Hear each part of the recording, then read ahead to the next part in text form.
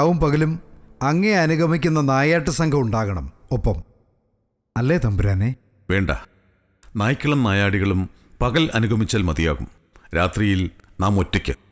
ആവശ്യമെന്ന് വന്നാൽ ഒരു അംഗരക്ഷകൻ. പക്ഷെ തമ്പുരാനെ, ഒറ്റയ്ക്ക് കൊടുനിലത്തിൽ. പ്രഭു, രാത്രി വൈകുന്തോറും വനം കൂടുതൽ ഭീകരമായി തീരും. ഹിംസ്ര ജന്തുക്കൾ കൂട്ടമായിട്ടിറങ്ങും. ശാപബാണധാരിയായി ദശരഥനൊപ്പമുള്ളപ്പോൾ നമ്മുടെ അംഗരക്ഷകന് പേടി വേണ്ട. ഏത് വന്യമൃഗവും 10 ചുവട് അകലെ വെച്ച് മരിച്ചു വീണിരിക്കും. അതിന് അച്ഛനും അമ്മയും ഉണ്ടാവില്ല. പകരം വേറൊരു തലമുറ ഉണ്ടാവണം. അവർ, ആ തലമുറയിലെ നിന്റെ കുട്ടികൾ, അവരായിരിക്കണം ഇന്ന് നീ ഞങ്ങളെ താങ്ങുന്നത് പോലെ നിന്നെ താങ്ങേണ്ടത്. അതൊക്കെ വലിയ കാര്യങ്ങളാച്ചാ. ഇപ്പം നമുക്ക് അതിനെക്കുറിച്ചൊന്നും സംസാരിക്കണ്ട. ഇന്ന് എൻ്റെ മുന്നിലുള്ളത് അച്ഛനും അമ്മയും മാത്രമാ. അതാണ് എൻ്റെ ലോകം. അത് മതി.